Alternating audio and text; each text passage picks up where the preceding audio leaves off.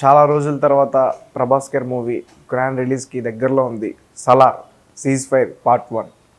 So అయితే second trailer release అయిన తర్వాత ఆ స్టోరీ మొత్తం కూడా తను ఎక్స్ప్లెయిన్ చేసినట్టుంది. ముఖ్యంగా ఒక సుల్తాన్ గురించి చెప్పాడు. అలాగే లాస్ట్లో ఎవరైతే ప్రాణ స్నేహితులు ఉంటారో వాళ్ళిద్దరే కాన్సర్ అనే సామ్రాజ్యం కోసం కొట్టుకుంటారో వాళ్ళిద్దరే భద్ర శత్రువులు అవుతారని. సో దాని గురించి ఏం చెప్తారు? అంటే ఇక్కడ స్నేహం చుట్టూ తిరిగే కథ ఇది. స్నేహము విద్రోహం, ఇద్దరు స్నేహితుల మధ్య ఘర్షణ, ఇద్దరు స్నేహితుల మధ్య ఐక్యత. ఇది నలుగురు స్నేహితుల కథ. ఓకే, ఒక రకంగా అంటే చెప్తున్నటువంటి ఆ నేరమయ సామ్రాజ్య నిర్మాణం వెనకాల ఇంధనంగా పనిచేసేది స్నేహమే.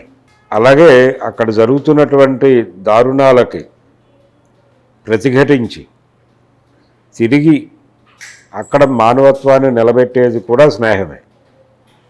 సో స్నేహం ఒక పార్శ్వం చూపిస్తాడు. ఇద్దరు స్నేహితుల మధ్య వచ్చినటువంటి ఘర్షణ కలిగించినటువంటి విధ్వంసం, ఆ విధ్వంసాన్ని మళ్ళీ సానుకూలపరిచేటువంటి ఇంకొక స్నేహం. ఇది లైన్, ఆ సినిమాకి ఆయన అనుకున్నటువంటి లైన్. ఈ సినిమాకి సంబంధించి కేజీఎఫ్ కంటే ఇది బెటర్గా ఉంటుంది అనే అభిప్రాయంతో ఉన్నారు వాళ్ళు. యూనిట్ మాత్రమే కాదు, ప్రశాంత్ నీల్ కూడా అదే అభిప్రాయంతో ఉన్నాడు. ఇప్పుడు ఎందుకు ప్రశాంత్ నీల్ అంత కాన్ఫిడెంట్గా ఉన్నాడు సినిమా మీద అంటే, ఈ సినిమా స్క్రిప్టులో అంటే కేజీఎఫ్కి సంబంధించి టోటల్గా ఆయన సోలో ప్రయత్నం, ఒంటరి యుద్ధం చేశాడు ఆయన. ఇక్కడ ఒంటరి యుద్ధం కాదు, ఇక్కడ టీం వర్క్ ఉంది.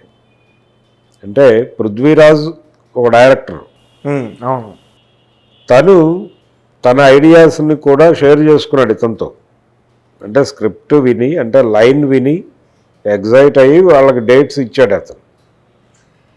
నేను గనక సలార్ తీస్తే డెఫినెట్గా ఇలా ఉండేది కాదు అనే మాట కూడా ఆయన ఒక ఇంటర్వ్యూలో అన్నాడు. నేను నా పద్ధతిలోకి అడాప్ట్ చేసుకుని చేస్తే ఇది ఇంకొకలా ఉంటుంది. అంటే ఇప్పుడు ఆయనకి తెలుగులో చిరంజీవి గారు గాడ్ ఫాదర్గా తీసినటువంటి లూసిఫర్ సినిమా ఒరిజినల్ డైరెక్టర్ పృథ్వీరాజే, దానికి సీక్వెల్ తీసే పనిలో ఉన్నాడు ఇప్పుడు ఆయన మోహన్ లాల్తోనే. ఆ క్రమంలో ఈ సినిమాలో నటించాడు. ఆయనకి ఇందులో కొంత ఏదో ఉంది, ఇందులో చేయదగ్గ సినిమానే అని అనిపించి మొదలుపెట్టాడు. మొదలుపెట్టిన తర్వాత తన ఐడియాస్ని ఆయనతో ఎక్స్చేంజ్ చేసుకోవడం మొదలుపెట్టాడు ప్రశాంత్ నీల్తో. ఇది ఒక సపోర్ట్ దొరికినట్టుగా ఫీల్ అయ్యాడు అతను. అలాగే ప్రభాస్ నుంచి కూడా కొంత ఆయన సలహాలు సంప్రదింపులు తీసుకున్నాడు ఈ సినిమాకి సంబంధించి. ఓకే, సో ప్రతి ఒక్కళ్ళని ఇన్వాల్వ్ చేసి టీం వర్క్గా సినిమాని డిజైన్ చేశారు. ఇదేదో గొప్ప అద్భుతమైన కథ ఏమీ కాదు, కానీ తెర మీద ఒక అద్భుతాన్ని ఆవిష్కరణ మాత్రమే చేయగలడు ఆయన. కేజీఎఫ్లో కూడా నిజానికి కథగా చెప్పుకుంటే ఏముండదు. అయితే పృథ్వీరాజు ఒక మాట బలంగా చెప్తూ వస్తున్నాడు. అలాగే సినిమా చూసినటువంటి వాళ్ళ వైపు నుంచి వస్తున్న అభిప్రాయం, ఆల్రెడీ వాళ్ళు ఒక షో చూశారు, చూసిన తర్వాత మాట్లాడుతున్న మాటలే ఇప్పుడు ఇంటర్వ్యూల్లో నుంచి బయటకు వస్తున్నవి. చూసిన తర్వాత తను ఫీల్ అయింది ఏంటంటే, చాలా ఎమోషనల్ డ్రామా నడిపాడు అతను ప్రశాంత్ నీలు. చాలా ఇంటెన్స్తో ఒక ఎమోషనల్ డ్రామాని నడిపాడు బలంగా. ఇది నేను హ్యాండిల్ చేసి ఉండేవాడిని కాకపోవచ్చు అన్నాడు. నేను చేస్తే ఇదే కథ ఇంకోలా ఉండుండేది, కానీ ఇతను ప్రధానంగా ఎమోషనల్ డ్రామా మీద కాన్సన్ట్రేషన్ చేశాడు.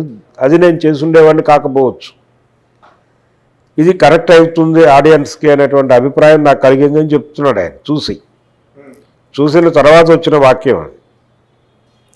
కాబట్టి ఈ మ్యాజిక్ వర్కౌట్ అవుతుంది. ఈ ఇంటెన్స్ ఫ్యామిలీ డ్రామా లేకపోతే ఇంటెన్స్ ఎమోషనల్ డ్రామా, ఇవి ఈ మధ్యకాలంలో బాగా కనెక్ట్ అవుతున్నాయి. యానిమల్ సినిమా చూసాం మనం. అవును, ఆయన ప్రతి సన్నివేశాన్ని చాలా ఇంటెన్స్తో తీశాడు. అది ఇంటెన్సా లేకపోతే ఉన్మాదమా అనేది వేరు. అంటే బలంగా చెప్తున్నాను అనే ప్రయత్నంలో, బలంగా చెప్పే ప్రయత్నంలో ఉన్మాదపు స్థితికి కూడా చేరిన సీన్లు ఉన్నాయి దానిలో, యానిమల్లో. అది కంటెంట్కి సంబంధించిన స్ట్రగుల్. కానీ ఇక్కడ ఆ పరిస్థితి లేదు. వీళ్ళు out and out commercial cinema తీయాలని అనుకున్నారు. ఈ కమర్షియల్ సినిమా కోసం ఒక ఎమోషనల్ డ్రామాని వాడాలనుకున్నాడు ఆయన. కేజీఎఫ్లో కూడా కనిపిస్తుంది అది. కేజీఎఫ్ కంటే కూడా హై వోల్టేజ్ ఎమోషనల్ డ్రామా ఉంది దీనిలో అనేది. ఈ నలుగురు స్నేహితులు, 4 స్నేహాలు, స్నేహము, విద్రోహము, వెన్నుపోటు, అధికారం కోసం కుట్రలు, కుయుక్తులు, వీటిని ఛేదించడానికి పడే తెప్పలు, జీవితాలు అంటే ఒక అట్టడుగు పొరల్లో నుంచి వచ్చినటువంటి జీవితాలు ఎదగటం కోసం పడే తాపత్రయం, చేసే యుద్ధాలు, ఇవన్నీ కూడా ఒక గ్రాండ్ స్కేల్లో చూపించబోతున్నాడు ఆయన అనేది జనరల్గా ట్రైలర్లు వాళ్ళ మాటలు వింటే అర్థమవుతుంది. దీని మీద ఒక ఎమోషనల్ డ్రామాని అద్భుతంగా వండాడు అనేది ఒక డైరెక్టర్ నుంచి వచ్చినటువంటి మాట.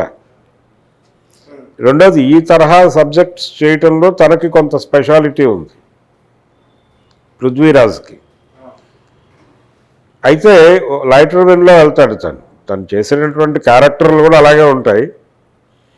వాస్తవికతకు దగ్గరగా వెళ్ళి ఎమోషన్ని ఎంత ఏ మోతాదులో వాడాలో ఆ మోతాదులో వాడేటువంటి కళాకారులు వాళ్ళు. ఇది ఏ మలయాళ సినిమా చూసినా అర్థమవుతుంది. ఆ మోతాదు మించదు. కానీ ఇక్కడ ఇతను చాలా హై వోల్టేజ్లో వెళ్ళాడు అనేది తను ఫీల్ అయ్యాడు. ఇది కరెక్ట్ అవుతుందని నమ్ముతున్నాడు అతను. కాబట్టి ఇది డెఫినెట్గా బాక్స్ ఆఫీస్ని కనెక్ట్ చేసుకునే సినిమా అనేది అయితే క్లియర్. ఏ రేంజ్కి పెడుతుంది, ఇప్పుడు వాళ్ళ ముందు టాస్క్లు ఉన్నాయి. యానిమల్ 1000 కోట్లకు వెళ్ళిపోయింది. యానిమల్ 1000 కోట్లకు వెళ్ళిపోయింది. 1200 కోట్లతో అంటే పఠాన్ షారుఖ్ ఖాన్ రేంజ్కి వెళ్ళిపోయాడు అతను. షారుఖ్ ఖాన్ని దాటి ఇప్పుడు ప్రభాస్ దిశగా ప్రయాణంలో ఉన్నారు. ప్రభాస్ కూడా ప్రభాస్ దిశగా ప్రయాణంలో ఉన్నాడు. బాహుబలి 1500 కోట్లు కొట్టాలి. ట్రిబుల్ ఆర్ ఆ పని చేయలేకపోయింది. ఎందుకు చేయలేకపోయింది? 1200 కోట్ల దగ్గర ఎందుకు ఆగింది అంటే సబ్జెక్టుకు సంబంధించినటువంటి పర్టికులర్గా అంటే టోటల్గా విఎఫ్ఎక్స్ మీద డిపెండ్ అవ్వటం అనేది ఒక మిస్టేక్ జరిగింది ఆ సినిమాలో. అది ఆ టైంలో మాట్లాడుకున్నాం మనం. అంటే కొంత ఆడియన్స్ కంటికి రిలీఫ్ ఉండాలి. న్యాచురల్ లొకేషన్స్, సెట్లు మిక్స్ చేస్తూ గత్యంతరం లేని పరిస్థితుల్లో విఎఫ్ఎక్స్కి వెళ్ళటం వలన ఆడియన్స్ స్ట్రైన్ అవ్వరు.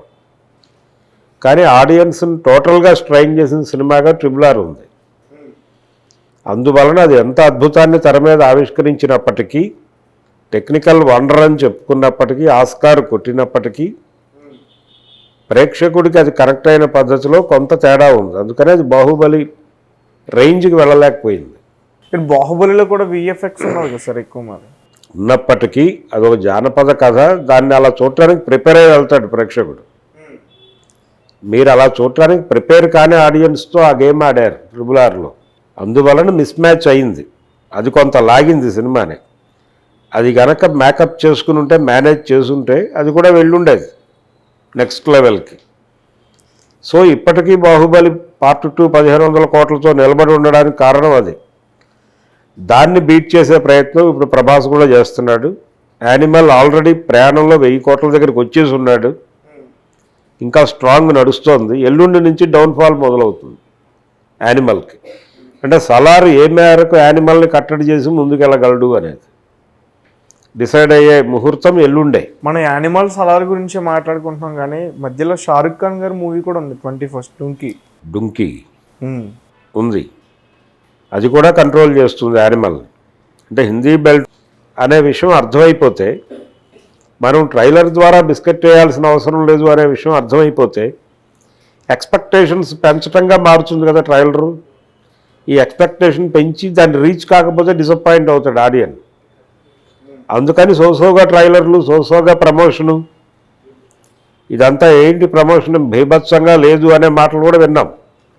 ఇప్పుడు రాజమౌళితో కామన్ ఇంటర్వ్యూ చేసి వదిలేరు.